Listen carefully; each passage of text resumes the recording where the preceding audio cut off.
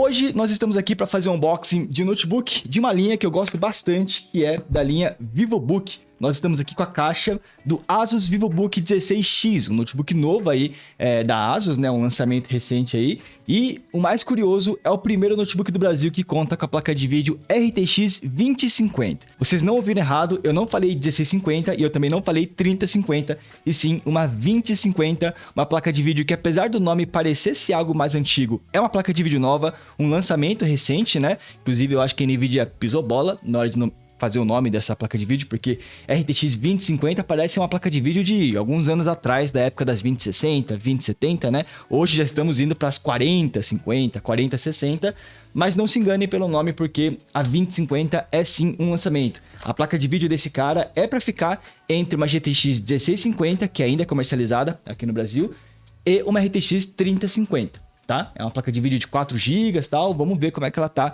hoje, apesar de que esse cara não é um notebook gamer, e sim um notebook mais voltado para produtividade. Ele é um notebook um pouco mais fino, com uma construção um pouco mais refinada e que tem uma tela sensacional para fotógrafos ou editores de vídeo. Além da placa de vídeo, aqui temos o i5 12450H, um processador que teoricamente é bem forte, vamos testar, porque talvez ele esteja limitado, né? Um notebook mais voltado para produtividade, um pouco mais fino também. E esse cara custa mais ou menos seus R$ 5.300, se você usar ali cupom de desconto, se você acompanhar, por exemplo, o nosso site, né? benchpromos.com, você vai conseguir pegar esse cara um pouquinho mais barato, mas está na faixa dos seus R$ 5.000 a R$ 5.500, que muita gente procura. Notebook para trabalhar e jogar, nessa faixa de preço aí, pode ser que esse cara seja uma excelente opção. E é o seguinte, eu não abri ainda, vou fazer um unboxing junto com vocês, mas temos aqui uma caixa e temos também uma segunda caixa aqui com a gente, tá? Exatamente igual, são duas caixas idênticas, porque aqui dentro temos dois VivoBook 16X, só que um vai ficar com a gente aqui pra gente testar, fazer review, e outro a Asus sugeriu da gente dar pra vocês, pros nossos inscritos, né? Então a Asus perguntou se eu não queria fazer o review do VivoBook 16X, claro que eu topei, porque é um notebook que eu tenho muita curiosidade de conhecer. E ao mesmo tempo eles bancaram esse sorteio dessa máquina para vocês também, tá? Muito obrigado, Asus, por disponibilizar isso, a galera vai gostar muito, né? E para vocês participarem desse sorteio, dá uma olhada no link aqui na descrição, porque a gente vai usar um programinha lá, um sistema, onde se você seguir a gente no Instagram, você ganha um ponto. E se você seguir no YouTube, você ganha mais um ponto. Conforme você for cumprindo, né, alguns requisitos ali, as tarefas, você vai tendo mais chances de ganhar essa máquina. Então confere aí o link da descrição para poder participar do sorteio. Não será feito hoje, será feito nessa sexta-feira, que inclusive será o dia onde nós iremos abrir uma live testando esse cara ao vivo, porque aqui é o vídeo de unboxing, a gente vai dar uma exploradinha, mas sexta-feira a gente vai testar mais a fundo junto com vocês ao vivo, e durante a live a gente faz a premiação desse cara aqui. Então dá uma olhadinha na descrição aí para poder participar, fechou? A primeira vez que a gente vai fazer um sorteio desse tamanho aqui no canal. Vem testar sua sorte e vem também participar das nossas lives que a gente faz todas as sextas. Mas enfim, falei demais, vamos lá agora, vamos fazer o unboxing desse VivoBook 16X para você saber se você vai querer ou não participar desse sorteio, se você quer ou não comprar esse notebook, apesar de que do sorteio, óbvio que você vai participar, mas vamos ver se você vai ter uma máquina boa em mãos, que eu tô um pouco hypado e eu tô interessado em também conhecer essa RTX 2050. Bora!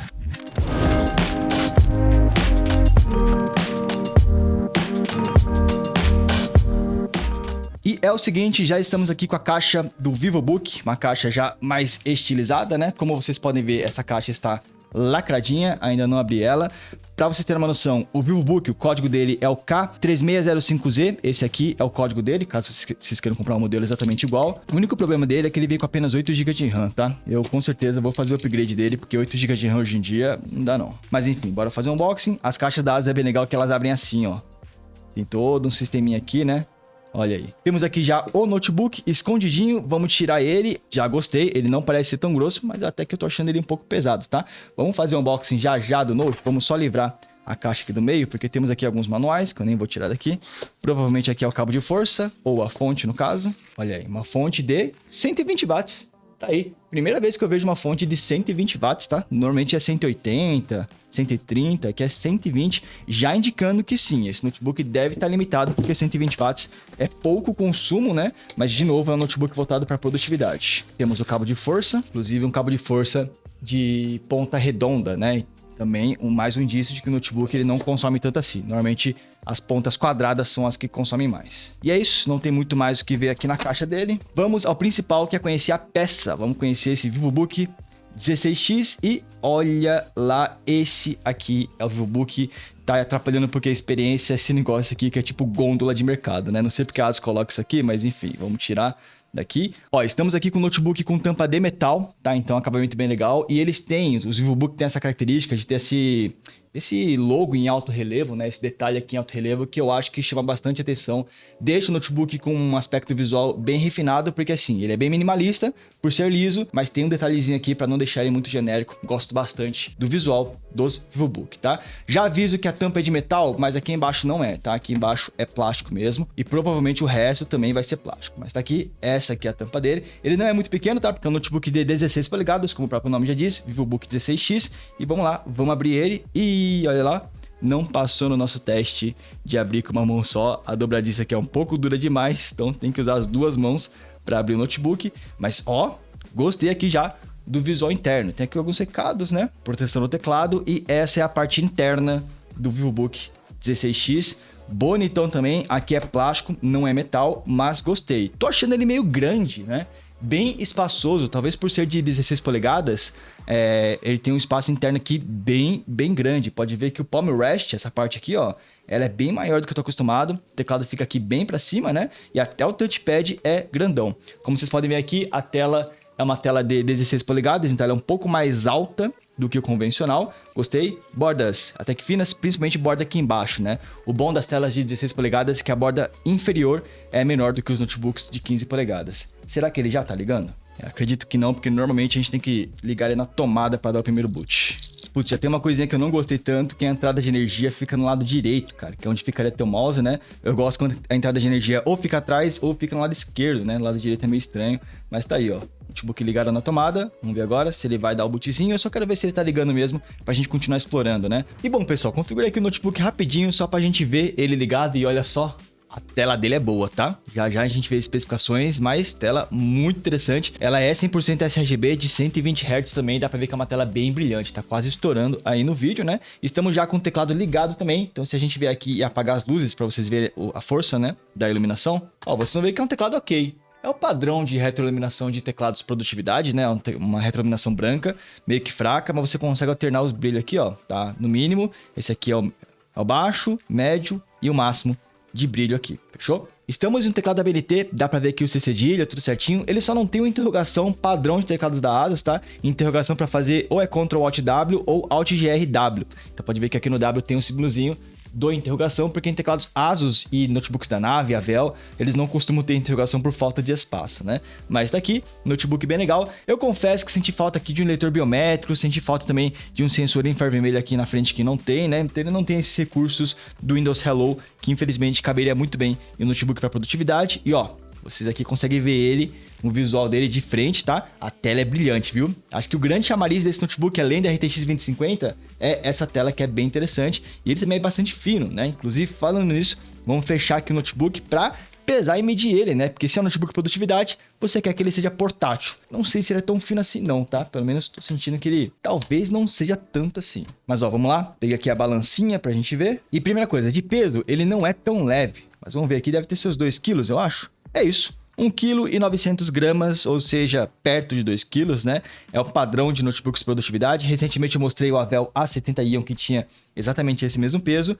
E no caso do A70, ele também tinha 19 mm de espessura. Vamos ver o quanto que esse cara aqui vai pegar. Vou pegar aqui a parte mais grossa dele, né? Fechar bem aqui a tampa. Ó, esse cara aqui já é um pouco mais grosso. Ele tem 21 mm de espessura, então 2 centímetros e 1 milímetro, né? Já é um pouco mais espesso do que os outros notebooks de produtividade e dá pra sentir que ele realmente é um pouco mais grosso nessa parte aqui, tá? Apesar dele ser meio arredondado, o acabamento dele é muito bom, mas é um pouco mais espesso mesmo. Ah, e faltou falar também sobre as conexões, né? Aqui no lado esquerdo nós temos um USB 3.2, leitor para cartão SD, legal para fotógrafos e videomakers, por exemplo. E aqui no lado direito nós temos a entrada de energia, que para mim tinha que ficar no lado esquerdo, né? A HDMI, que também eu gostaria que tivesse do outro lado, HDMI 2.1, USB 3.2 e uma USB-C estranha, porque essa USB-C infelizmente não passa vídeo, mas ela suporta carregamento PD. Ou seja, nesse notebook você consegue carregar ele utilizando o USB-C, o que já é um recurso legal, mas você não consegue utilizar o monitor externo através dela, o que é estranho. A maioria dos notebooks hoje em dia já são compatíveis com DisplayPort nessa saída, não é o caso do VivoBook 16X. E por último também tem a entrada P2 Combo para headsets, fechou? Mas tá aí, cara, eu gostei bastante da construção do notebook lindíssimo. O ponto alto nessa parte de construção, né, nessa parte visual, com certeza é a tela, que é sensacional. Deixa eu só lugar aqui no Windows. Essa tela parece ser muito, muito boa mesmo. E que pena que ele não passou no nosso teste aqui de abrir com uma mão só, né? Ele não abre, ó. Ele, infelizmente, a dobradiça dele é meio durinha, né? Você tem que usar as duas mãos para abrir ele. Agora é o seguinte, né? Já conhecemos o notebook por fora, falta a gente conhecer o notebook por dentro. Então deixa só eu atualizar drivers, fazer alguns testes aqui também, para mostrar como é que esse cara tá com relação à performance, testar também essa RTX 2050, né? Lembrando que isso aqui é apenas um vídeo de unboxing, os testes vão ser apenas primeiras impressões, mas eu já volto daqui 5 segundinhos, a gente bota esse cara aqui para estressar, fechou? Então, bora lá.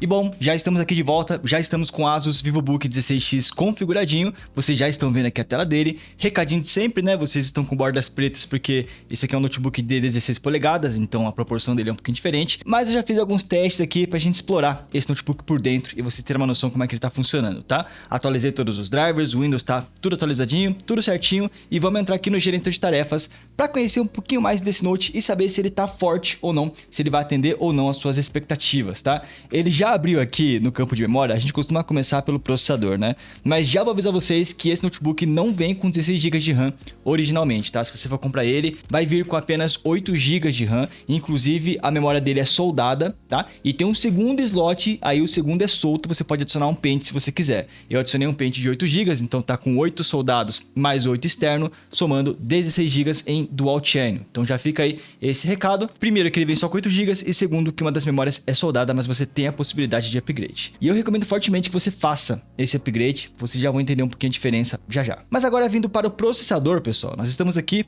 no i5 12450H, já vimos esse processador antes no Avel A52 Cyber, utilizava exatamente esse mesmo CPU, tem alguns Nitros atualmente também utilizando esse cara, e é um processador de 8 núcleos e 12 threads, tá? Sendo que desses 8 núcleos, 4 apenas são de performance. É um bom processador e eu cheguei a fazer o teste aqui no Cinebench, tá aqui ó, o print, né, que eu tirei. O único problema é o seguinte, nós estamos em um notebook de produtividade mais fino, tal, com uma outra proposta, não é a proposta de ser full performance.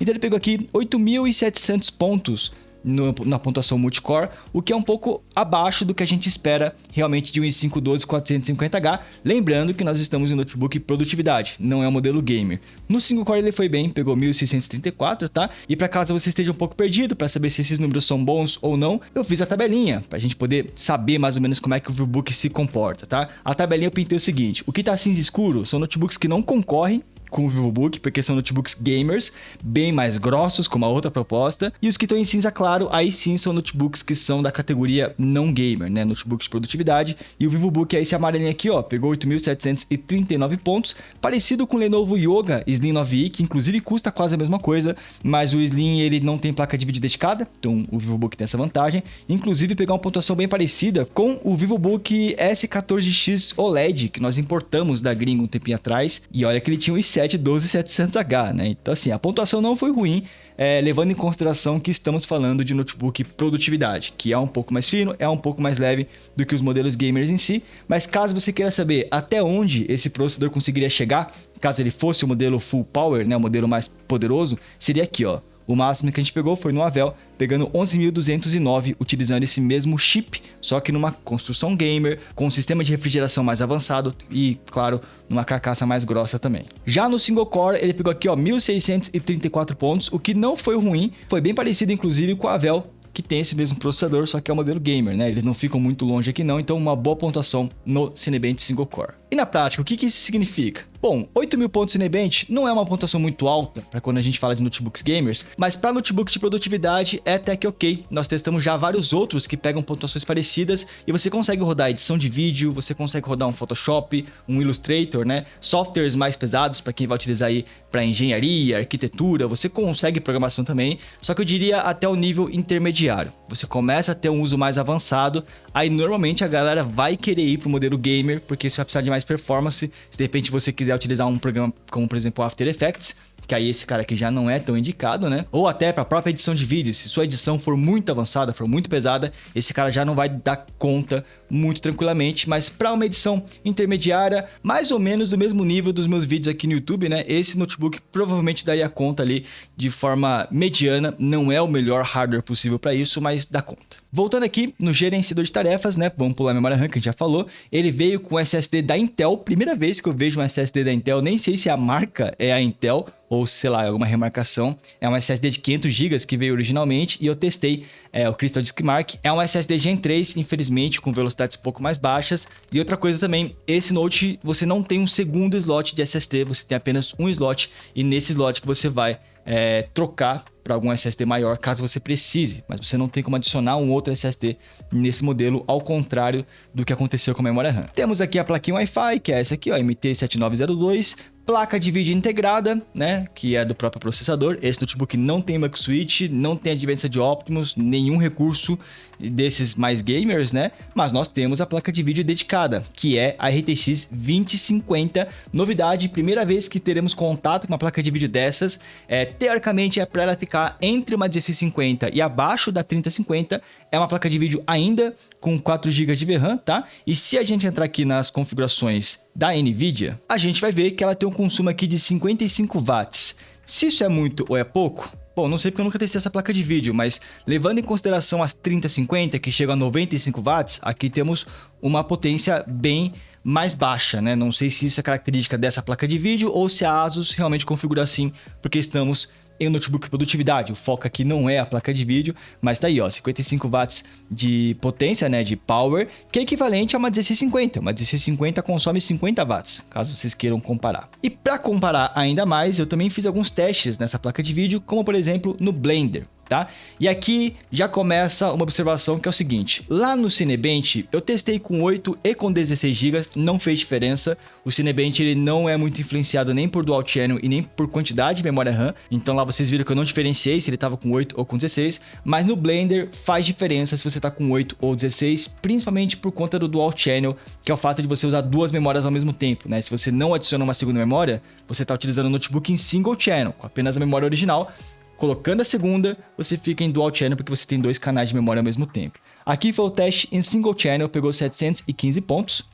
Já eu mostro se isso é bom ou ruim. E esse aqui foi o teste em dual channel, já com 16 GB. Pegou uma pontuação um pouquinho maior. Também não foi outro mundo não, mas já melhorou um pouquinho.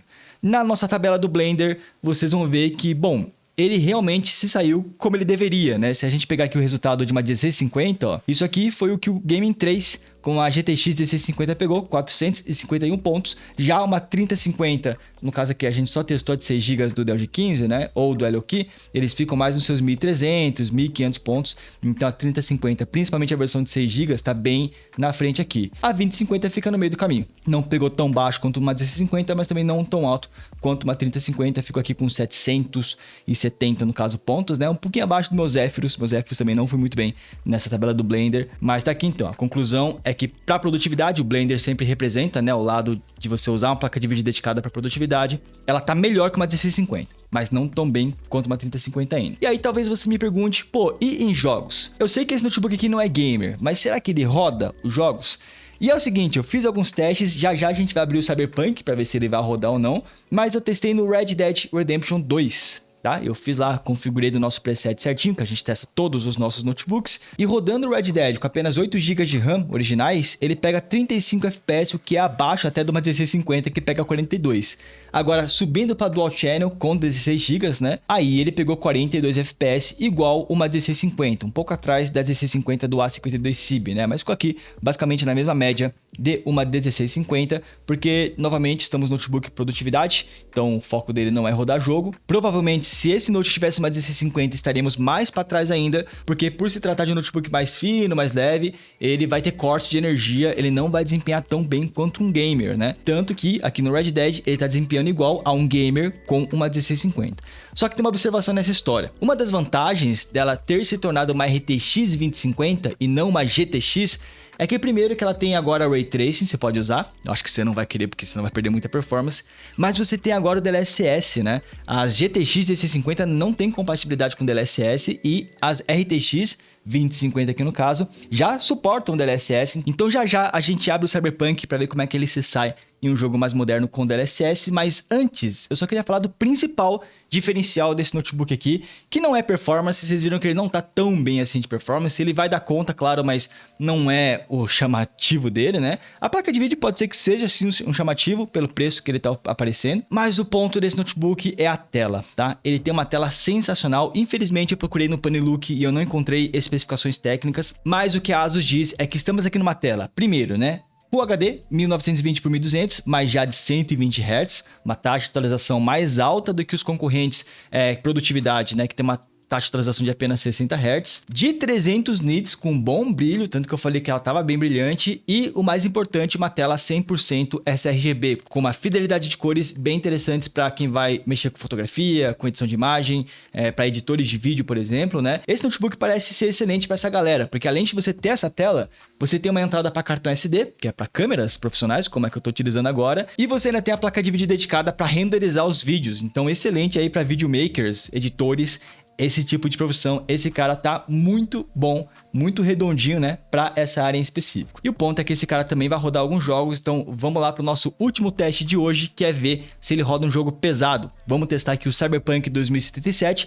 Como vocês podem ver, eu tô aqui no dia 20/9, então ainda não é o Cyberpunk 2.0, tá? Eu sei que quando sair esse vídeo já vai ter lançado o Cyberpunk 2.0, que pode ter até ficado mais leve, mas enfim, tô testando antes desse update.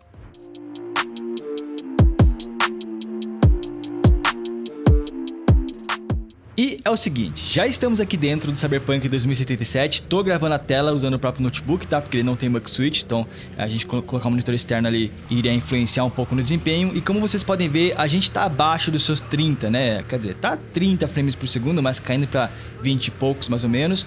Bem parecido com uma GTX 1650, porque a GTX 1650 também não aguenta o Cyberpunk no mínimo. É necessário utilizar um FSR ou DLSS e nesse momento, se eu entrar aqui nas configurações gráficas, a gente está no mínimo, tá? Então a gente tá aqui, ó, na qualidade baixa e com FSR no modo automático. Agora vamos fazer um teste, vamos usar o DLSS, né? Vamos deixar aqui o DLSS no modo qualidade, por exemplo, que é uma das grandes vantagens da RTX 2050, né? Ele tem aqui o DLSS e sobre a resolução, estamos na resolução nativa do Note, que é 1920 por 1200. Por isso que talvez vocês ainda estejam com bordas pretas, né? E agora, com o DLSS, olha lá, a performance agora já fica mais perto dos seus 40 frames por segundo, né? O Cyberpunk, ele fica também perto dos seus 40, mas sempre caindo para 30 por aí. Aqui nós estamos com uma performance bem mais estável do que se a gente estivesse dependendo do FSR. Então uma das vantagens da RTX 2050 é que de performance bruta em jogos, principalmente que não é o foco desse Note, ele está bem parecido com uma 1650, tá? Se o seu interesse é performance, você não tem que vir para esse notebook aqui. Mas se você veio para esse Note por outros motivos e queria jogar alguma coisa também,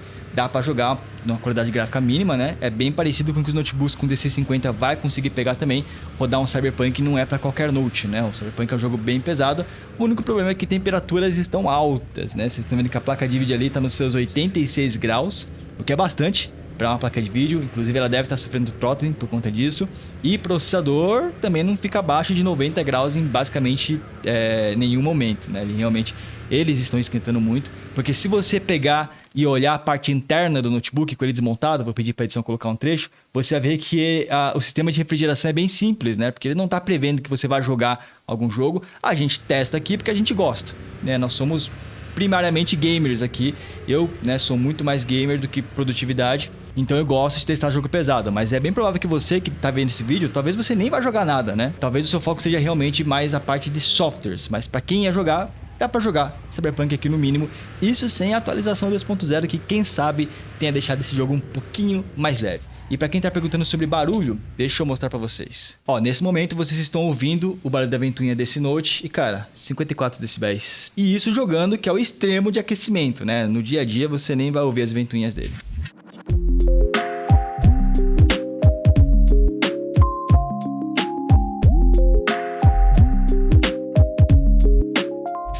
Enfim, pessoal, esse aqui então é o Asus VivoBook 16X, Ponto positivo, acabei de terminar de jogar Cyberpunk, ele não tá quente, tá? Tipo, ele tá morno, claro, mas ele não tá queimando não, como alguns notebooks que a gente já testou aqui recentemente no canal. Eu gostei bastante desse notebook e outra coisa, tá? Enquanto eu gravava esse vídeo, durante o dia, saiu uma promoção dele. Eu falei no começo do vídeo que ele tava saindo por seus R$5.300.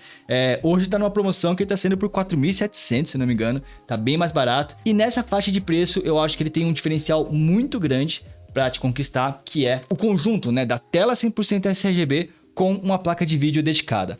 A placa de vídeo não é para jogar, mas sim para renderizar vídeos, renderizar modelagem 3D, por exemplo. Você até encontra opções finas, mais voltadas para produtividade, mas que não possuem uma placa de vídeo dedicada. E hoje em dia você encontra também notebooks com tela 100% sRGB, nessa faixa de preço, mas que não contam também com a placa de vídeo, então esse cara consegue juntar tudo, uma estrutura relativamente fina. Não achei o mais fino possível, mas tipo, tá dentro do aceitável. Ainda é um notebook fino, podemos falar assim, não é um trambolhão ainda. Tem uma placa de vídeo dedicada para você conseguir fazer tarefas que exijam dela. Tem um processador forte, não tá tão forte quanto os gamers, mas para produtividade vai dar conta. E tem uma tela 100% sRGB, que para mim é o principal motivo para você vir para ele.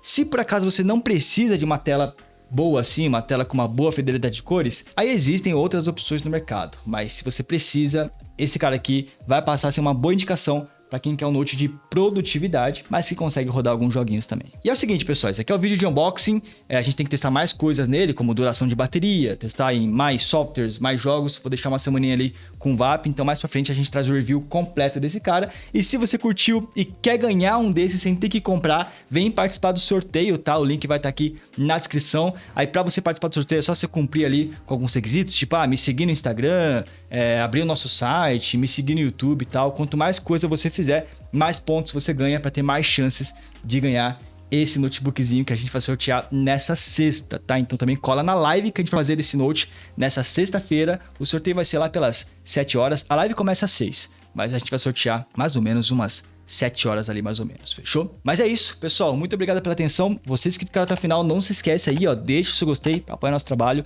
E muito obrigado ao Asus também por ter fornecido não só um VivoBook 16X, como 2, porque um deles vai pra vocês. Mas é isso, vejo vocês na sexta então, até mais, valeu!